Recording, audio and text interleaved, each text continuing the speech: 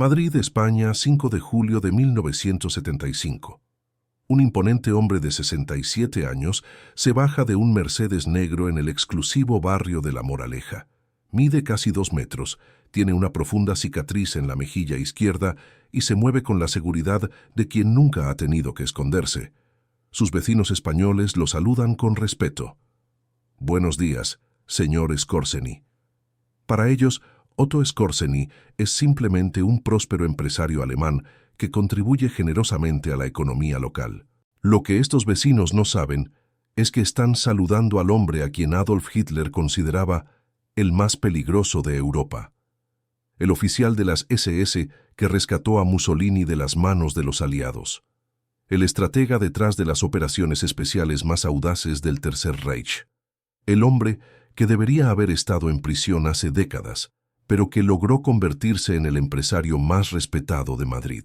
¿Cómo es posible que Otto Skorzeny, responsable de algunas de las operaciones militares más controvertidas de la Segunda Guerra Mundial, viviera 30 años en total libertad, construyendo un imperio empresarial mientras otros nazis eran perseguidos por todo el mundo? ¿Cómo logró no solo escapar de la justicia, sino prosperar, influir y vivir como un héroe en el corazón de Europa? La respuesta a estas preguntas revela una de las historias más inquietantes de la Guerra Fría. Cómo los servicios de Binsentum, inteligencia occidentales, protegieron deliberadamente a criminales de guerra cuando se volvieron útiles en la lucha contra el comunismo. Skorzeny no huyó, fue reclutado, no se escondió, fue protegido. No vivió en la clandestinidad, se convirtió en un activo valioso para los mismos poderes que deberían haberlo procesado. Esta es la historia de cómo uno de los nazis más peligrosos se convirtió en el espía más protegido de Occidente. Una historia que permaneció clasificada durante décadas y que ahora se revela gracias a documentos desclasificados y testimonios de exagentes de la CIA y el Mossad.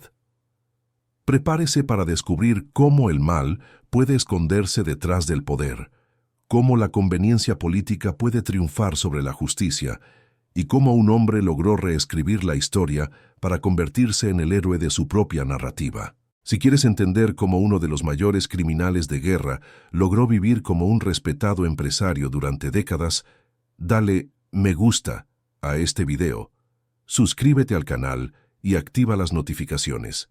La historia que estás a punto de descubrir cambiará tu perspectiva sobre la justicia de posguerra. Viena, Austria, 12 de junio de 1908. Otto Johann Anton Skorzeny nació en una familia de clase media vienesa. Su padre era ingeniero y su madre provenía de una familia de oficiales militares austriacos. Nada en su infancia hizo prever que se convertiría en una de las figuras más temidas del régimen nazi. Al contrario, Otto era un estudiante brillante y atlético, popular entre sus compañeros de la Universidad Tecnológica de Viena, donde estudió ingeniería. Pero había algo diferente en Otto Skorzeny desde pequeño. Sus compañeros de universidad lo recuerdan como alguien obsesionado con la perfección física y mental, alguien que veía los desafíos como oportunidades para demostrar su superioridad. A los 19 años, se unió a la fraternidad estudiantil Corps Markomannia, conocida por sus duelos de espadas. Fue durante uno de estos duelos que Otto recibió la cicatriz que marcaría su rostro para siempre, una marca que llevaría como símbolo de honor y valentía. La cicatriz se convierte en parte de su identidad. En lugar de intentar ocultarla, Skorzeny la exhibe con orgullo. Para él es la prueba física de que no se acobarda ante ningún desafío. Esta mentalidad, transformar las heridas en símbolos de fuerza, definirá su enfoque ante la vida y más tarde ante la guerra. Cuando Austria fue anexada por la Alemania nazi en 1938, Skorzeny ya era ingeniero titulado y tenía su propia empresa constructora. Tenía 30 años, una sólida trayectoria profesional y podría haber elegido una vida cómoda lejos de la política. Pero la ideología nazi resonaba con algo profundo en su personalidad.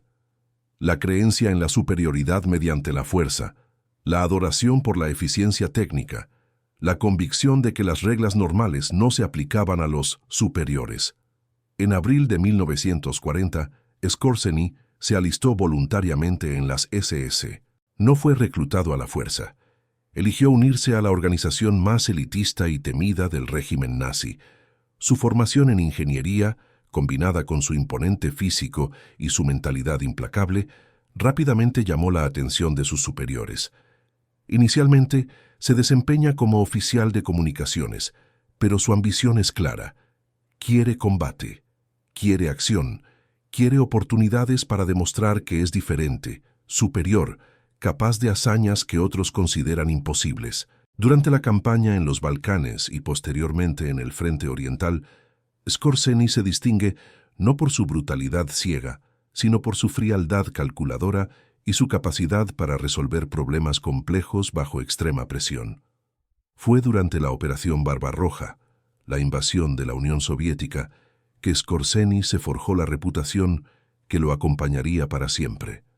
Como oficial de reconocimiento, dirigió misiones tras las líneas enemigas, planificó operaciones que otros consideraban suicidas y, fundamentalmente, demostró una capacidad única para pensar como el enemigo, anticipar sus reacciones y explotar sus debilidades. Pero lo que realmente distingue a Skorzeny no es solo su competencia militar, es su capacidad para inspirar lealtad absoluta en sus subordinados. Los soldados bajo su mando lo describen como alguien que nunca pide a otros que hagan algo que él mismo no haría. Predica con el ejemplo, comparte los riesgos y trata a los soldados con respeto, siempre que demuestren competencia. Esta combinación de competencia técnica, liderazgo carismático y absoluta falta de escrúpulos morales crea al soldado perfecto para las operaciones especiales nazis. En 1943, cuando Heinrich Himmler buscaba a alguien para dirigir misiones especiales de importancia estratégica, el nombre de Otto Skorzeny le vino a la mente de forma natural. Lo que Himmler no anticipa es que está creando un monstruo que eventualmente se independizará de sus creadores. Skorzeny aprende rápidamente que la lealtad absoluta es una debilidad y que la verdadera supervivencia depende de mantener siempre abiertas múltiples opciones. ¿Cómo logró un ingeniero aparentemente común y corriente transformarse en el comando especial más temido de Europa? Comparte tu opinión sobre cómo las circunstancias extremas pueden revelar o crear monstruos en las personas. Gran Sasso, Italia, 12 de septiembre de 1943. El planeador alemán DFS-230 surca silenciosamente los Apeninos, con 12 hombres vestidos de camuflaje y armados hasta los dientes a bordo. Al mando de la operación se encuentra Otto Skorzeny, de 35 años, a punto de ejecutar la misión más audaz de su carrera: rescatar a Benito Mussolini de su cautiverio. 3 meses antes, Mussolini había sido depuesto por el propio Gran Consejo Fascista y encarcelado por orden del rey Víctor Manuel III. El Duce, antaño líder todopoderoso de la Italia fascista, se encuentra ahora preso en el Hotel Campo Imperatore, una estación de esquí situada en el pico más alto de los Apeninos, a 2.000 metros de altitud. La ubicación se eligió precisamente por considerarse impenetrable. Solo se accede mediante un teleférico y el hotel está bajo vigilancia constante de 250 carabineros italianos.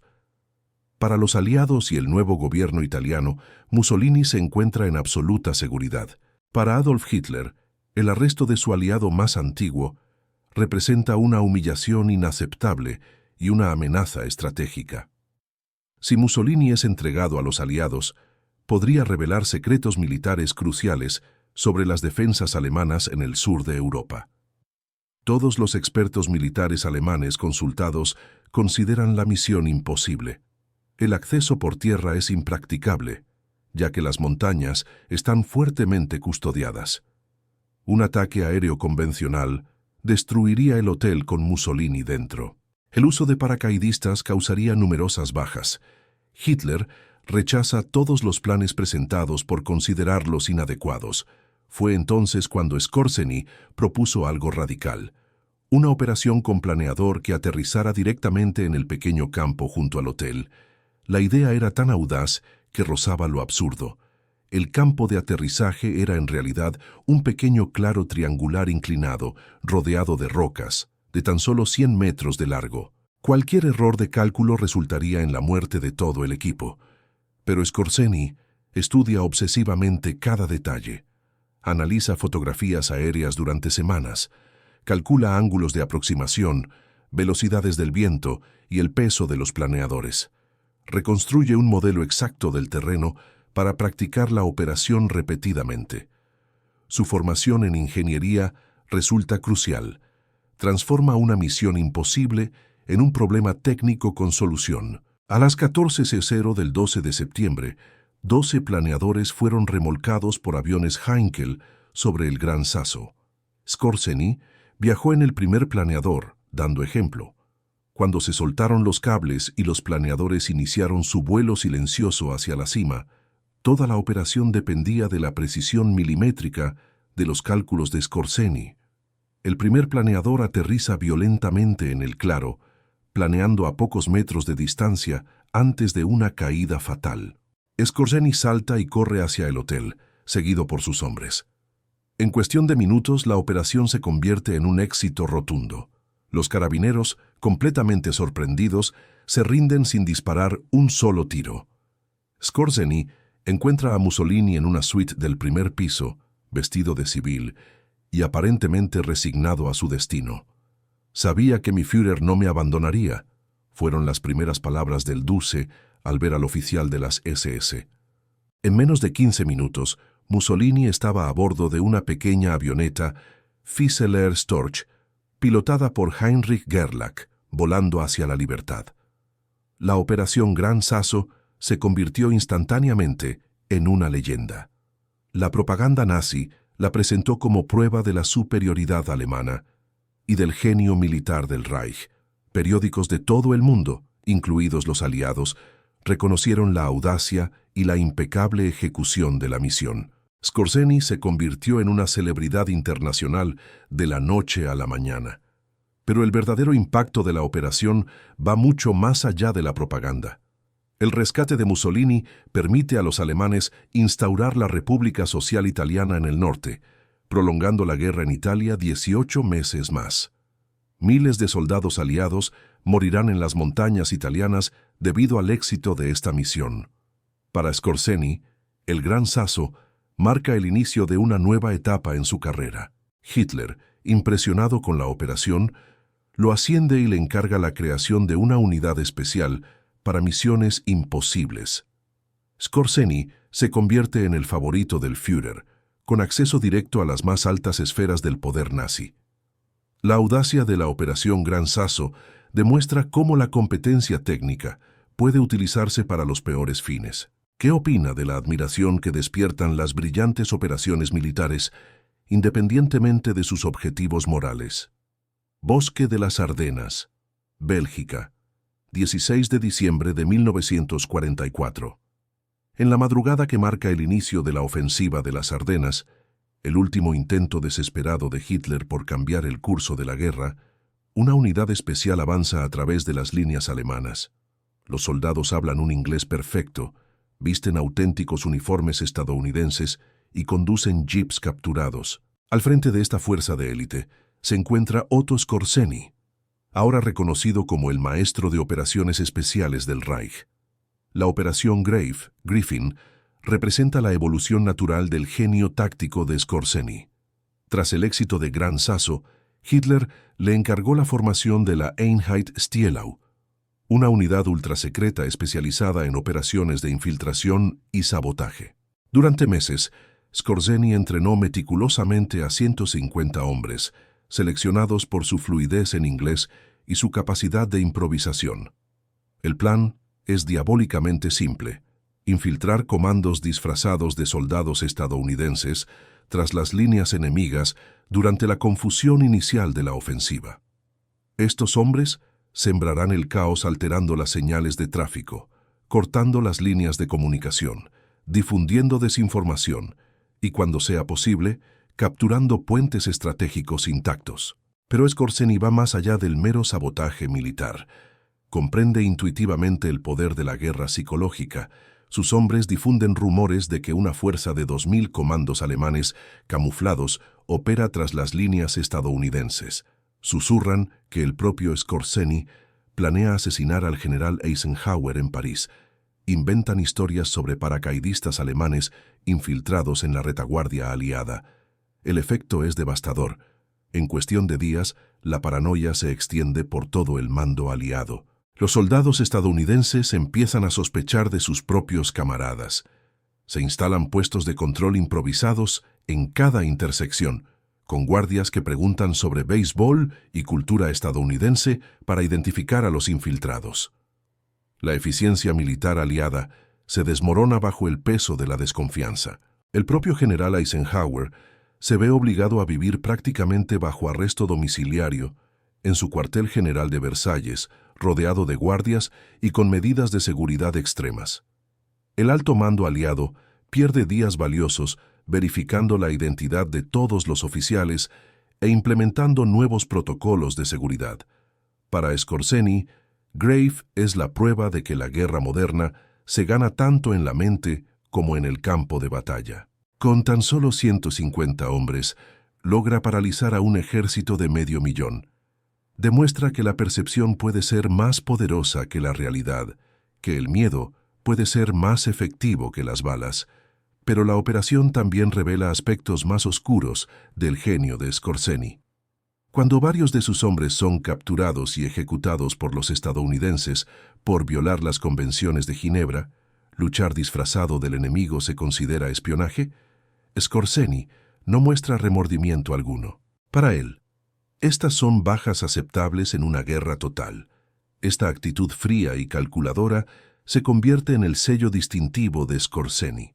A diferencia de otros comandantes nazis motivados por el fanatismo ideológico, Skorzeny aborda la guerra como un problema técnico que requiere soluciones creativas. La moral y la ética son irrelevantes, solo importan los resultados. Durante este periodo, Skorzeny también desarrolló su red de contactos personales, que resultaría crucial en la posguerra. A través de operaciones especiales, conoció a agentes de inteligencia, diplomáticos, empresarios y otras personas influyentes de toda Europa. Muchos quedarían impresionados por su competencia profesional, independientemente de la causa a la que sirviera. Fue esta red, construida a través del respeto mutuo basado en la competencia, no en la ideología, la que le permitió a Skorzeny reinventarse después de 1945. A diferencia de otros nazis que solo conocían a otros nazis, Skorzeny cultivó relaciones con personas que seguirían siendo influyentes en el mundo de la posguerra. La Operación Grave finalmente fracasa porque la propia ofensiva de las Ardenas fracasa.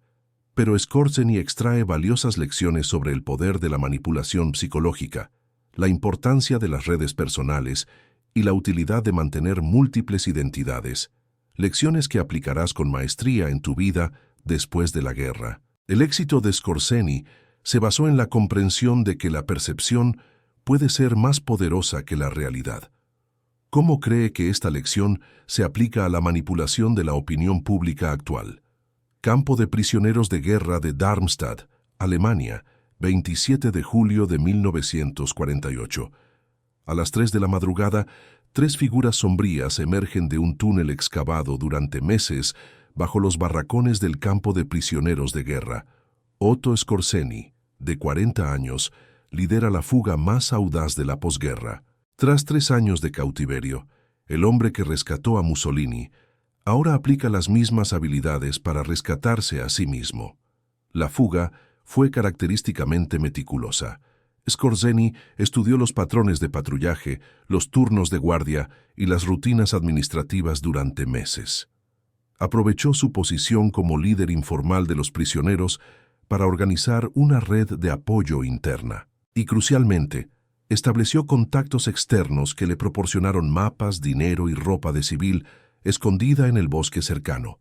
Pero lo más impresionante es que Skorzeny ya había preparado su nueva identidad meses antes de su huida. Documentos falsos lo identifican como un refugiado alemán de los territorios del este.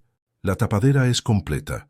Familiares muertos en los bombardeos, documentos perdidos en el caos de la guerra, pequeños detalles personales memorizados para responder a cualquier interrogatorio. El período comprendido entre la capitulación alemana en mayo de 1945 y su fuga en 1948 fue crucial para Skorzeny.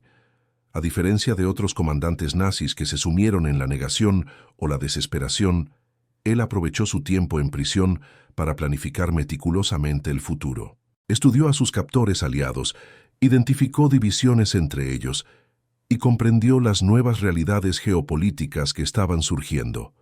Durante los interrogatorios realizados por oficiales estadounidenses y británicos, Skorzeny demostró una notable capacidad para revelar suficiente información como para parecer cooperativo, pero nunca la suficiente como para comprometer a antiguos camaradas ni las operaciones. Se presentó como un soldado profesional que cumplía órdenes militares legítimas, no como un criminal de guerra.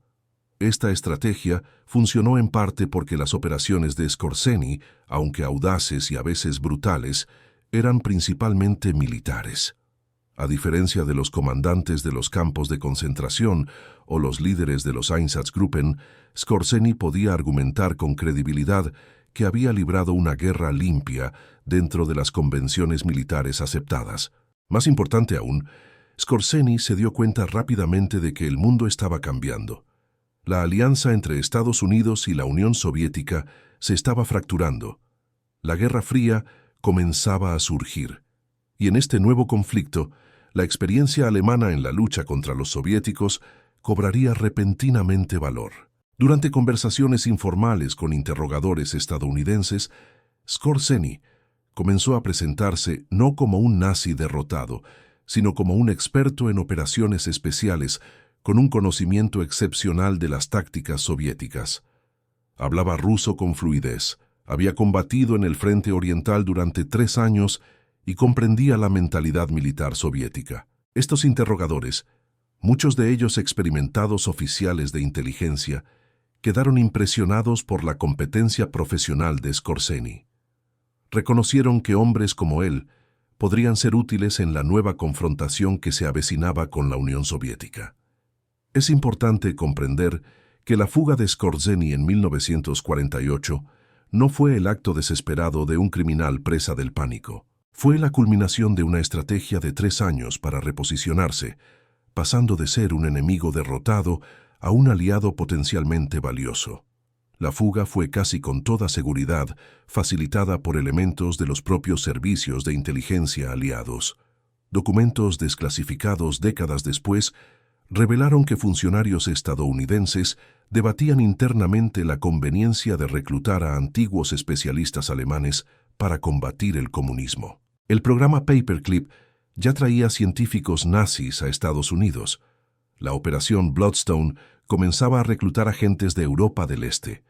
En el contexto de esta cooperación pragmática, la fuga de un especialista en operaciones especiales no se consideró una catástrofe.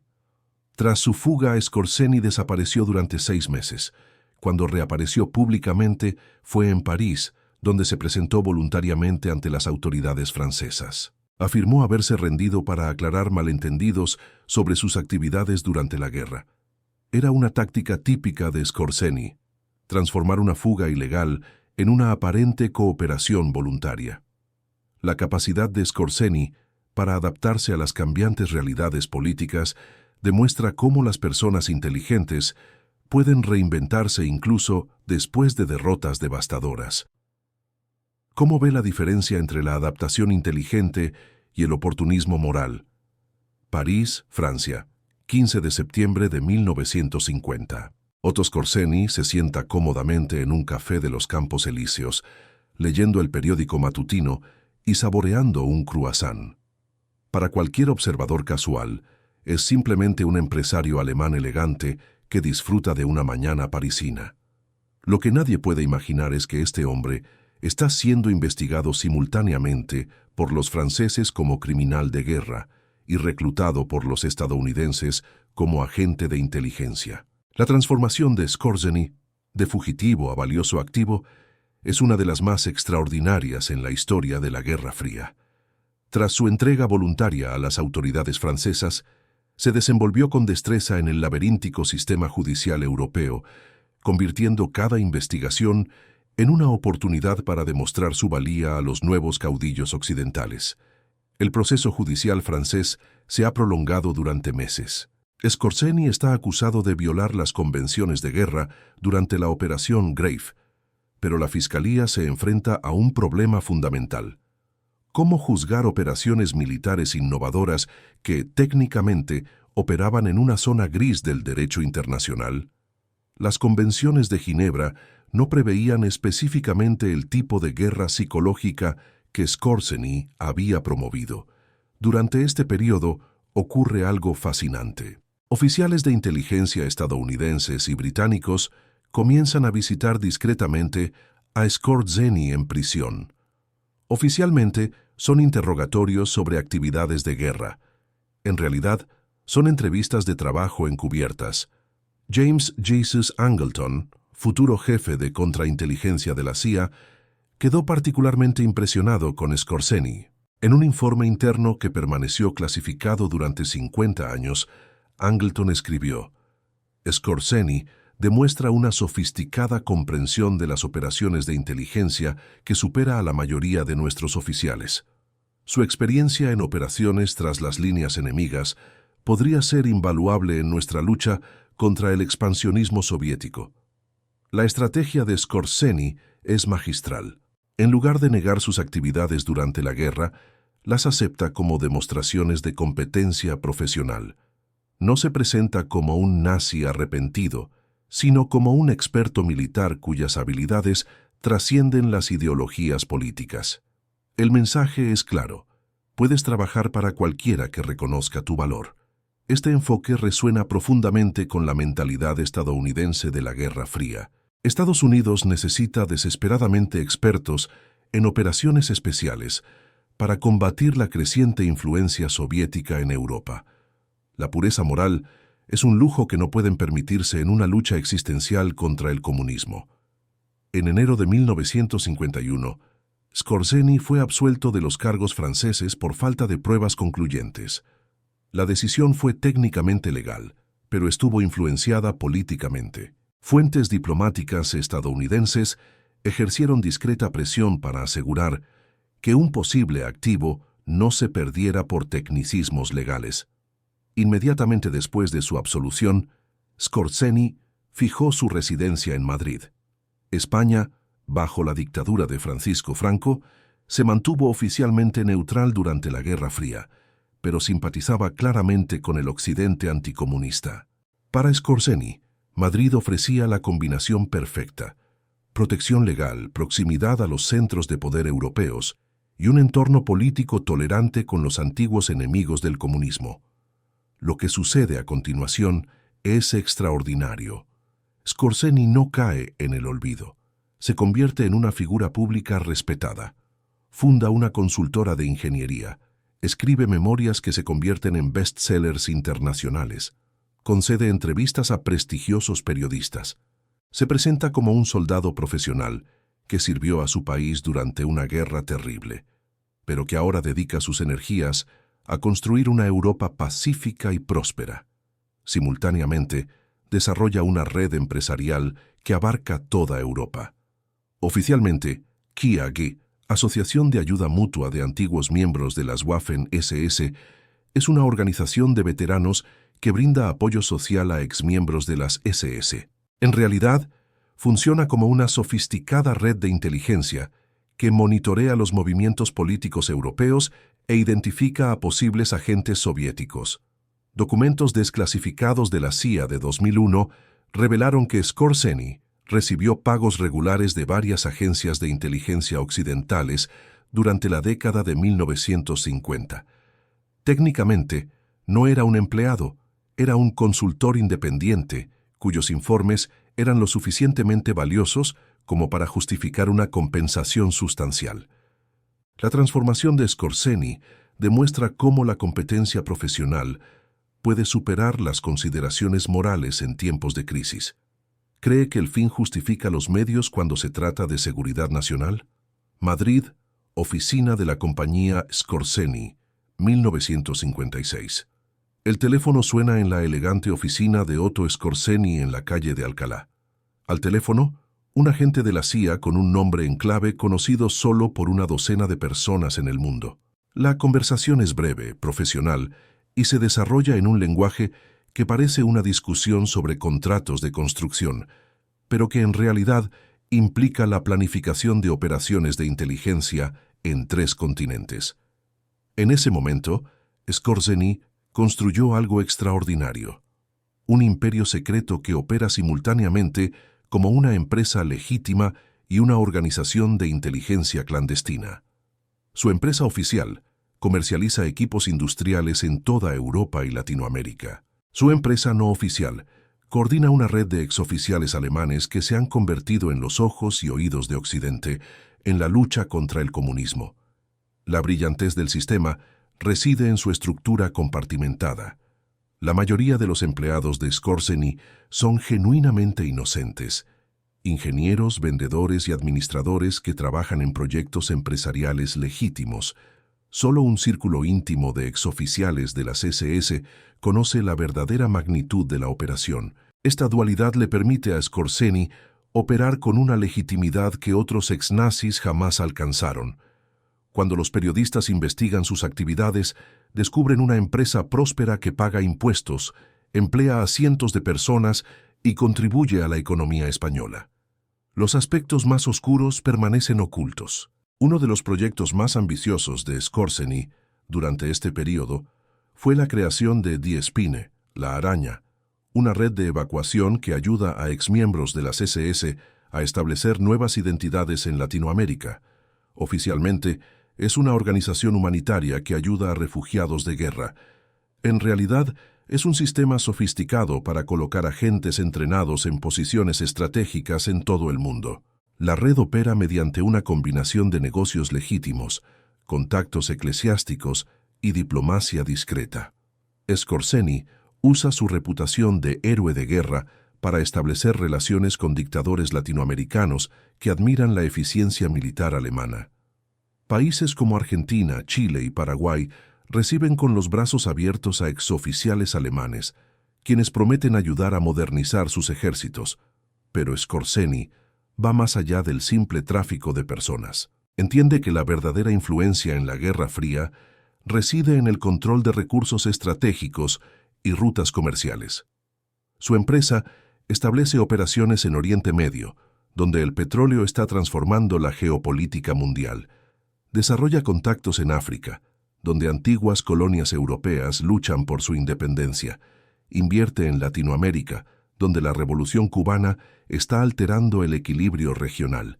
Cada una de estas operaciones cumple múltiples propósitos. Genera ganancias legítimas que financian actividades clandestinas. Crea redes de contactos que proporcionan información valiosa. Y ubica a exalemanes en lugares estratégicos donde pueden influir en futuros acontecimientos. El caso mejor documentado es la operación en Egipto. En 1952, cuando Gamal Abdel Nasser lideró un golpe militar que derrocó al régimen pro-británico, Skorzeny rápidamente estableció contactos con el nuevo gobierno. Ofreció consultoría militar y equipo técnico. A cambio, obtuvo acceso a información sobre los movimientos soviéticos en Oriente Medio. Simultáneamente, Skorzeny mantuvo contactos con Israel a través de canales no oficiales. Documentos del Mossad revelaron posteriormente que agentes israelíes se reunieron en secreto con representantes de Skorzeny. Durante la década de 1950, las conversaciones se centraron en compartir información de inteligencia sobre amenazas comunes árabes y soviéticas. Esta duplicidad no era traición, sino una astuta política de la Guerra Fría. Skorzeny comprendió que el mundo bipolar de Estados Unidos contra la Unión Soviética era demasiado simplista para captar la verdadera complejidad de las relaciones internacionales. Al mantener contactos con múltiples facciones, pudo adaptarse a cualquier cambio geopolítico. La estrategia resultó profética cuando la crisis de Suez de 1956 transformó las alianzas en Oriente Medio. Skorzeny, quien mantenía relaciones con Egipto e Israel, se convirtió en una valiosa fuente de inteligencia para las agencias occidentales que luchaban por comprender la nueva realidad regional. La red global de Skorzeny demuestra cómo antiguos enemigos pueden convertirse en valiosos aliados cuando cambian los intereses geopolíticos. ¿Qué implicaciones ve en la colaboración entre las democracias y los ex-nazis durante la Guerra Fría? Langley, Virginia, sede de la CIA, 1963. En una sala de conferencias sin ventanas, 12 altos oficiales de la CIA debaten un asunto delicado. Otto Skorzeny está siendo investigado por cazadores de nazis que exigen su juicio por crímenes de guerra. La pregunta no es si Skorzeny es culpable. Todos en la sala saben que cometió actos que violaron las convenciones internacionales. La pregunta es si el valor de su red de inteligencia justifica protegerlo de la justicia. James Jesus Angleton, actual jefe de contrainteligencia, presenta los argumentos a favor de la protección continua. Skorzeny proporcionó información crucial sobre los movimientos soviéticos en Europa del Este. Su red identificó a docenas de agentes comunistas infiltrados en organizaciones occidentales. Sus operaciones en Latinoamérica ayudaron a prevenir revoluciones prosoviéticas en 3 países. Por otro lado, algunos funcionarios expresan inquietud moral. ¿Cómo puede Estados Unidos, que luchó contra el fascismo, proteger deliberadamente a uno de sus agentes clave? ¿Qué mensaje transmite esto a los aliados que perdieron millones a manos de los nazis? El debate refleja una tensión fundamental de la Guerra Fría. ¿Hasta dónde pueden llegar las democracias para protegerse de las amenazas totalitarias? La decisión final es pragmática y moralmente ambigua. Skorzeny es demasiado valioso para ser sacrificado, pero su protección debe mantenerse en absoluto secreto. La protección se manifiesta de diversas maneras.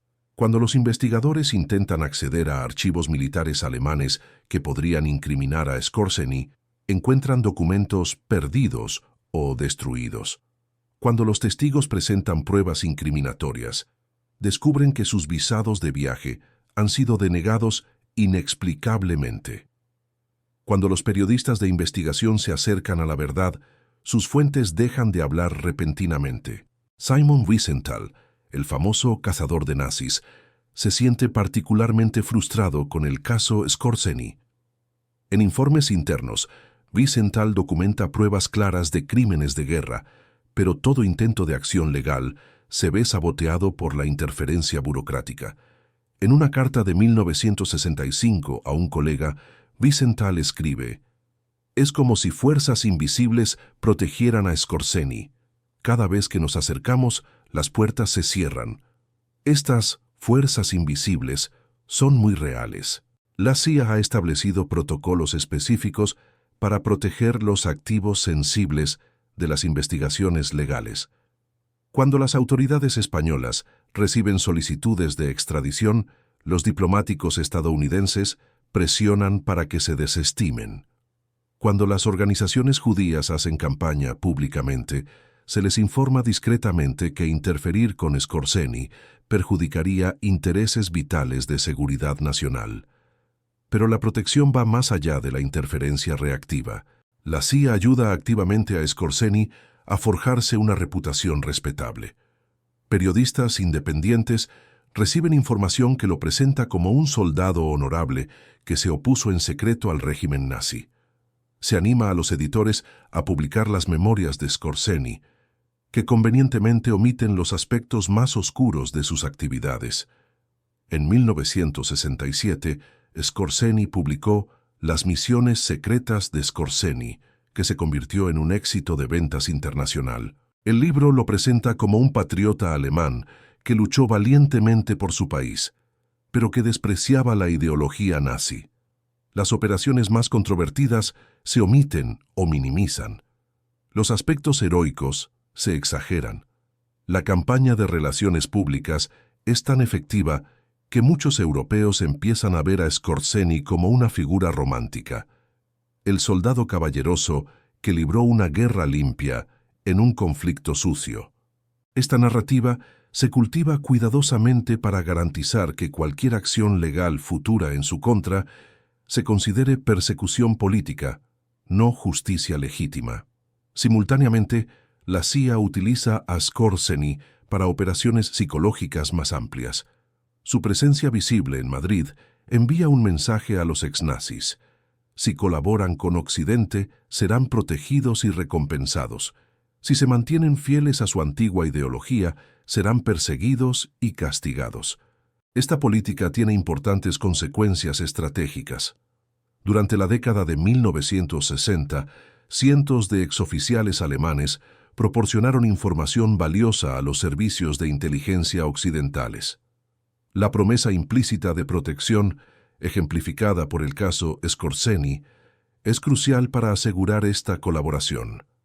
La protección de Skorzeny por parte de los servicios de inteligencia plantea profundas preguntas sobre el coste moral de la seguridad nacional. ¿Cree que algunas amenazas justifican alianzas con antiguos enemigos o hay límites que nunca deben cruzarse? Hotel Palace, Madrid, 1970. Otto Skorzeny, de 62 años, se mueve con elegancia por la recepción de gala de la Cámara de Comercio Hispano-Alemana. Con un smoking impecable, saluda a embajadores, ministros del gobierno franquista y líderes empresariales. Para todos los observadores, es simplemente uno de los empresarios alemanes más exitosos en España, un hombre que contribuyó significativamente al desarrollo económico de la posguerra. Lo que nadie en la fiesta sabe es que apenas 3 horas antes, Skorzeny se encontraba en una reunión secreta con agentes de la CIA, planeando una operación para desestabilizar a un gobierno sudamericano prosoviético. La capacidad de Skorzeny para vivir estas dos vidas completamente separadas, un respetable empresario y un agente en la sombra, representa la culminación de 25 años de reinvención cuidadosamente orquestada. La empresa legítima de Skorzeny prosperó espectacularmente durante la década de 1960. Sus proyectos de ingeniería abarcaron desde sistemas de riego en el norte de África hasta complejos industriales en Latinoamérica. La empresa empleaba a más de 800 personas en 12 países y generaba millones en ingresos anuales. Skorzeny se enriqueció genuinamente mediante operaciones comerciales legítimas. Esta riqueza no es solo una tapadera, sino una herramienta estratégica. El dinero le permite a Skorzeny operar con independencia de cualquier patrocinador gubernamental. Puede rechazar contratos que considere demasiado arriesgados o moralmente cuestionables. Puede financiar sus propias operaciones cuando sea necesario. La independencia financiera se traduce en autonomía operativa, pero la verdadera maestría reside en la forma en que Skorzeny integra actividades legítimas y clandestinas. Los proyectos de construcción ofrecen una cobertura perfecta para el reconocimiento militar. Los contratos de exportación permiten el traslado de equipo especializado sin levantar sospechas. Los viajes de negocios justifican reuniones con contactos en lugares sensibles. Un ejemplo documentado es la operación en Argelia durante la crisis de la independencia. Oficialmente, la empresa de Skorzeny construía una fábrica de cemento en Orán. En realidad, suministraba armas y entrenamiento militar a facciones pro-occidentales que luchaban tanto contra el gobierno francés como contra los nacionalistas, respaldados por la Unión Soviética. La empresa comercial generaba beneficios a la vez que impulsaba los objetivos geopolíticos occidentales. Durante esta época, Skorzeny también desarrolló una extensa red social que incluía a algunas de las figuras más influyentes de Europa. Cenaba regularmente con industriales, políticos e intelectuales. Financiaba causas benéficas y organizaciones culturales. Se hizo miembro de clubes exclusivos y sociedades prestigiosas. Esta integración social no era superficial. Skorzeny apreciaba genuinamente la cultura, el arte y la filosofía europeos. Hablaba 6 idiomas con fluidez. Había leído extensamente sobre historia y política, y podía debatir con inteligencia sobre cualquier tema, desde economía hasta música clásica. Era un ejemplo perfecto del caballero europeo culto. Pero hubo momentos en que ambas vidas casi chocaron peligrosamente. En 1968, cuando los estudiantes parisinos se rebelaron contra el gobierno de De Gaulle, algunos investigadores descubrieron vínculos entre los organizadores de las protestas y redes comunistas de Europa del Este. Las investigaciones los llevaron peligrosamente cerca de descubrir las operaciones de Skorzeny, que monitoreaban estas mismas redes. La solución fue característica de la sofisticación operativa de Skorzeny. En lugar de negar su participación, se ofreció públicamente a cooperar con las investigaciones. Proporcionó suficiente información para parecer útil, pero no la suficiente para comprometer las operaciones ni a los agentes. Una vez más, transformó una amenaza potencial en una oportunidad para demostrar su valía. La familia de Skorzeny también se integró cuidadosamente en esta doble vida. Su esposa, Ilse von Finkelstein, provenía de la aristocracia austriaca y se movía cómodamente en los círculos sociales más altos de Madrid. Sus hijos asistieron a las mejores escuelas y se criaron como miembros de la élite europea. Para ellos, su padre era simplemente un exitoso hombre de negocios con un interesante pasado militar. Esta normalidad familiar era esencial para el escondite de Skorzeny. Un hombre con una familia estable, una vida social activa y una sólida reputación empresarial, era mucho menos probable que se sospechara de él que de un solitario misterioso. La vida doméstica burguesa proporcionaba el camuflaje perfecto para actividades que seguían siendo mortalmente peligrosas. La capacidad de Skorzeny para vivir simultáneamente como un respetable hombre de negocios y un agente secreto demuestra cómo las apariencias pueden ocultar realidades complejas. ¿Cómo distinguir entre la auténtica rehabilitación y la manipulación sofisticada? Hospital La Paz, Madrid, 5 de julio de 1975. Otto Skorzeny falleció en paz a los 67 años, rodeado de familiares, abogados y amigos influyentes. El hombre que debería haber sido juzgado como criminal de guerra es recordado como un respetado empresario que contribuyó significativamente a la prosperidad europea de la posguerra.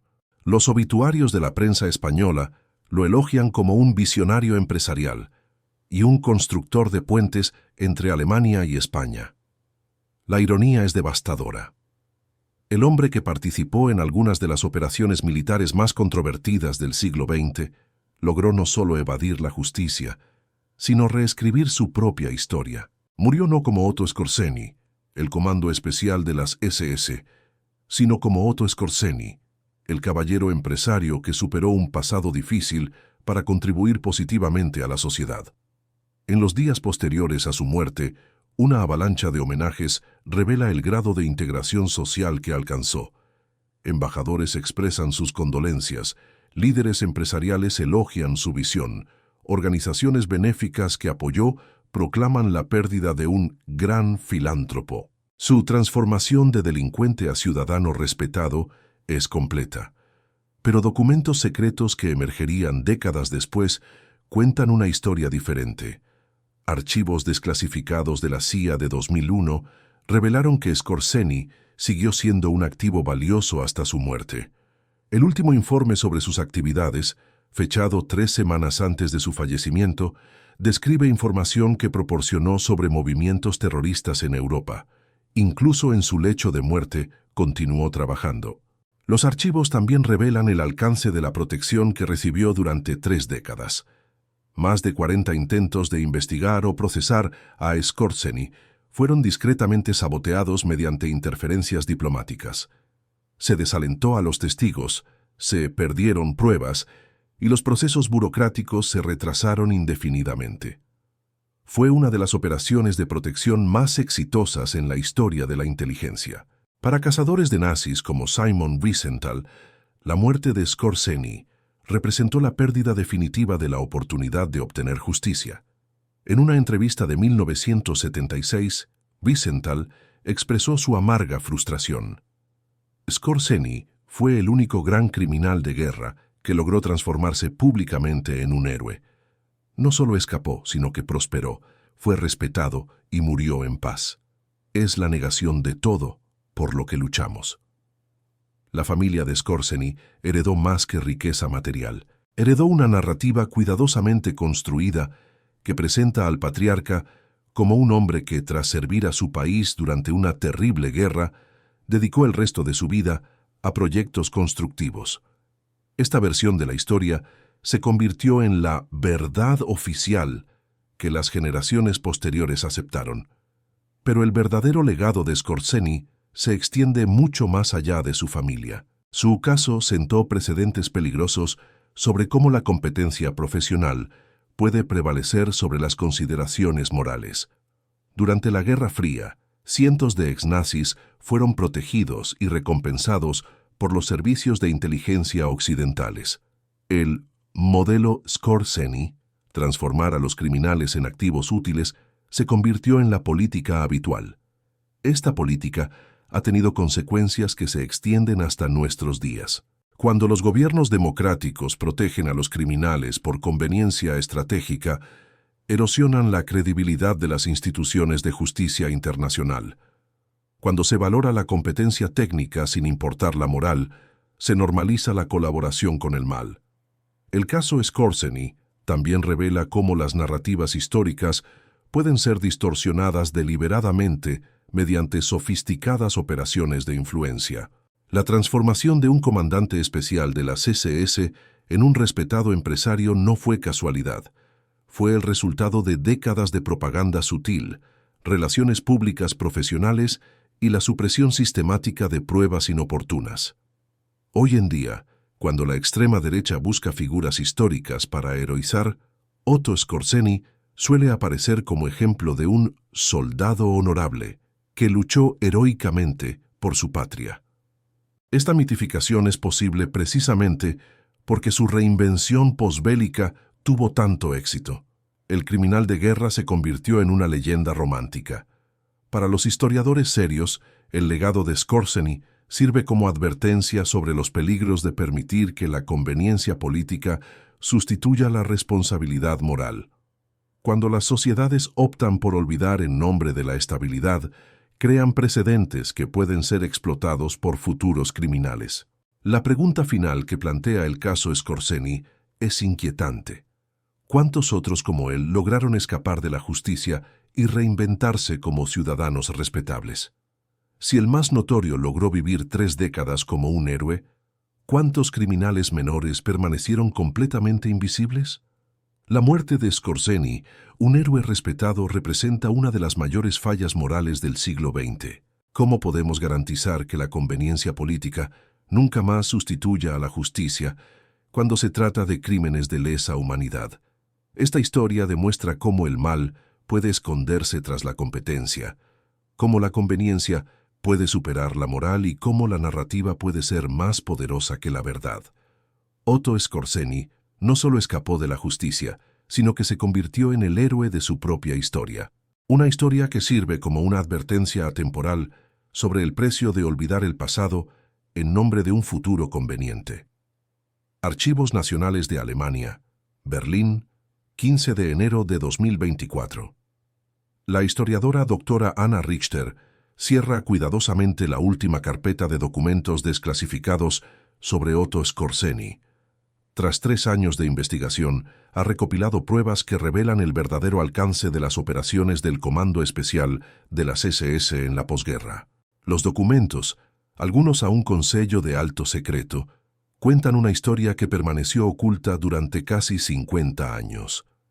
Skorzeny no era solo un criminal protegido, sino el artífice de una red de influencia que moldeó la política europea de la Guerra Fría de maneras que solo ahora comprendemos plenamente. El caso Skorzeny representa mucho más que la historia de un solo hombre, explica el Dr. Richter en una entrevista exclusiva. Representa una decisión sistémica de las democracias occidentales de sacrificar principios morales en nombre de la conveniencia geopolítica, y las consecuencias de esa decisión aún nos atormentan hoy. Los documentos revelan que la red de Skorzeny influyó en las elecciones de al menos 6 países europeos durante las décadas de 1950 y 1960. Mediante una combinación de chantaje, soborno y manipulación psicológica, Exnazis colocados en puestos estratégicos moldearon los resultados políticos para favorecer a candidatos pro-occidentales. La operación tuvo tanto éxito que muchos de los beneficiarios nunca supieron que debían sus victorias a la interferencia de criminales de guerra. Aún más inquietante es la revelación de que la rehabilitación de Skorzeny sirvió de modelo para operaciones similares en otros continentes. Documentos de la CIA muestran que se alentó deliberadamente a dictadores latinoamericanos a reclutar a exoficiales alemanes, no solo por sus habilidades técnicas, sino porque el precedente de Skorzeny había demostrado que dicha colaboración sería tolerada e incluso protegida por las democracias occidentales. Esta política tuvo consecuencias trágicas. En Argentina, Chile, Brasil y otros países, exnazis ayudaron a entrenar a las fuerzas de seguridad que posteriormente cometieron atrocidades contra sus propias poblaciones. Las técnicas de interrogatorio, desarrolladas en los campos de concentración, se adaptaron para su uso con presos políticos. La línea que conecta las cámaras de tortura de la Gestapo con los sótanos del régimen militar sudamericano pasa directamente por la oficina de Otto Skorzeny en Madrid. El doctor Michael Steinberg, del Instituto Washington para Estudios del Holocausto, ha dedicado la última década a analizar las implicaciones morales de casos como el de Skorzeny. Sus conclusiones son profundamente inquietantes. Cuando permitimos que la competencia técnica sustituya la responsabilidad moral, no solo traicionamos a las víctimas del pasado, sino que sentamos precedentes que facilitan futuras atrocidades. Las cifras son devastadoras. Steinberg documenta que al menos 1.200 criminales de guerra nazis recibieron protección formal o informal de los servicios de inteligencia occidentales entre 1945 y 1975. Muchos ocuparon puestos de responsabilidad en gobiernos, empresas y organizaciones internacionales. Algunos participaron directamente en la formulación de políticas que afectaron a millones de personas. El caso más documentado es el de Klaus Barbie, el carnicero de Lyon, quien estuvo protegido por los servicios estadounidenses durante 4 años antes de ser evacuado a Bolivia. Allí, Barbie aplicó las técnicas de tortura aprendidas en la Francia, ocupada para entrenar a las fuerzas de seguridad bolivianas. Las consecuencias fueron décadas de brutal represión contra opositores políticos, sindicalistas y activistas de derechos humanos. Pero Skorzeny era diferente, porque fue más allá de la mera protección. Se transformó en una figura pública respetada, reescribiendo activamente la narrativa histórica sobre su papel en la guerra. Sus memorias, traducidas a 12 idiomas, lo presentaron como un soldado caballeroso que se opuso en secreto a los excesos nazis. Millones de lectores aceptaron esta versión como una verdad histórica. Esta manipulación narrativa tuvo consecuencias duraderas. Cuando los jóvenes europeos de las décadas de 1960 y 1970 buscaban comprender el pasado nazi, se encontraron con figuras como Skorzeny, que parecían demostrar que no todos los alemanes eran monstruos. Este falso relativismo moral facilitó el surgimiento de movimientos revisionistas que minimizan los crímenes nazis o los presentan como excesos de una guerra brutal, no como políticas genocidas deliberadas. Rachel Goldman tenía 87 años cuando supo que Otto Skorzeny había muerto como un héroe respetado en Madrid. Sobreviviente de Treblinka, había pasado 50 años esperando que los responsables de la muerte de su familia comparecieran ante la justicia. La noticia de que uno de los artífices del sistema que la torturó había vivido décadas en libertad y prosperidad fue devastadora. No se trata solo de venganza, explicó Goldman en una entrevista de 1976, poco antes de su propia muerte. Se trata de que el mundo diga claramente: esto estuvo mal, siempre estuvo mal, siempre estará mal. Cuando permitimos que los asesinos vivan como héroes, les estamos diciendo a las futuras víctimas que su sufrimiento no importa. Las palabras de Goldman revelan una profunda verdad sobre el coste humano de la conveniencia política. Cada vez que las democracias han optado por proteger a criminales útiles, han enviado un mensaje a las víctimas.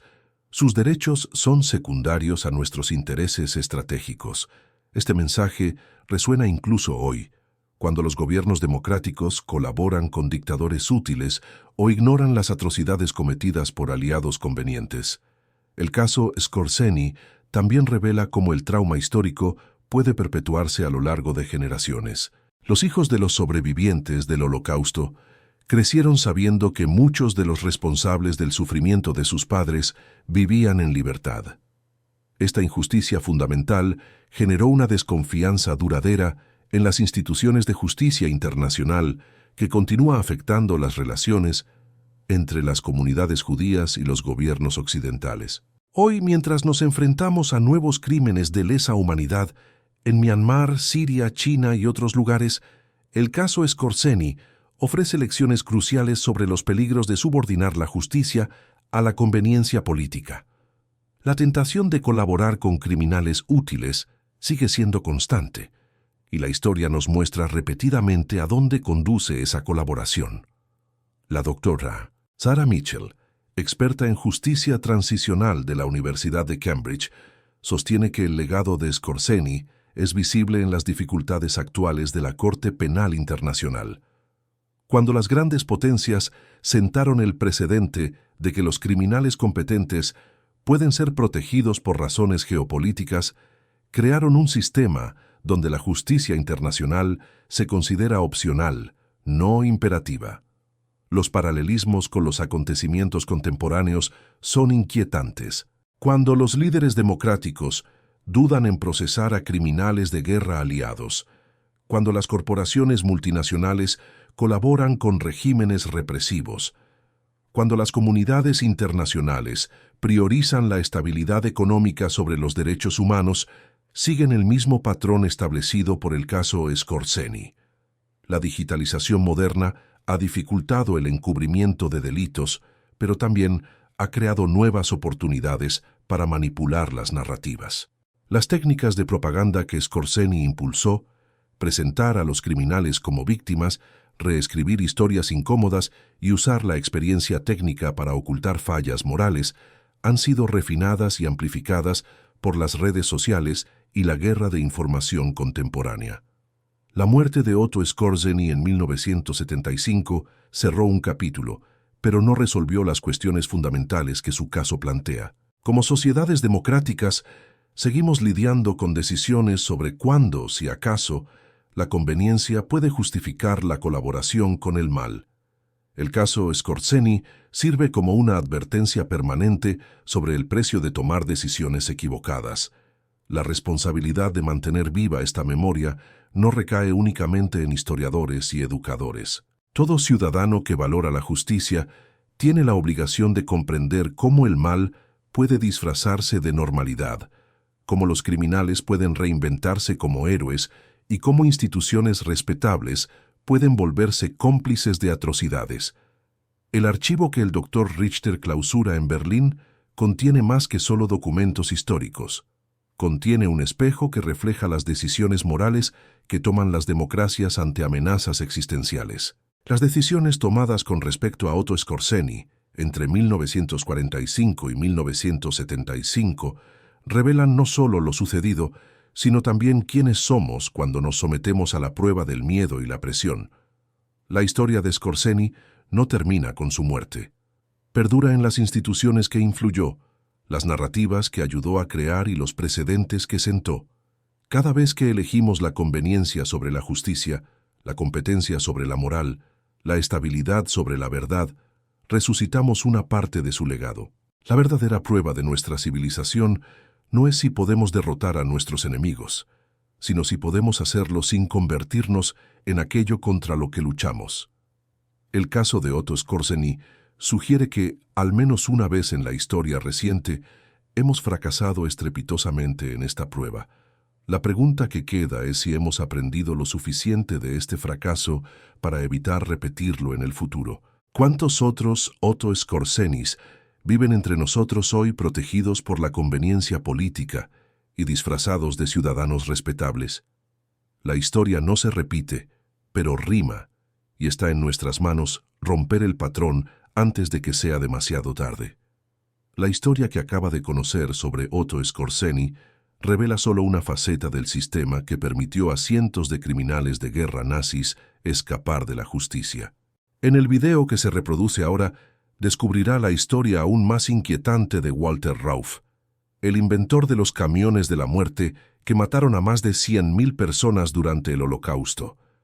Rauff logró algo que ni siquiera Skorzeny pudo: desaparecer por completo, viviendo durante décadas con documentos falsos sin que nadie sospechara su verdadera identidad. Su historia muestra cómo la banalidad del mal puede ocultarse tras la vida cotidiana más común, y cómo la falta de responsabilidad permitió que uno de los peores criminales de la historia muriera en paz, rodeado de una comunidad que lo admiraba como un vecino ejemplar. Haz clic ahora y prepárate para otra impactante revelación sobre cómo el pasado puede ocultarse a simple vista.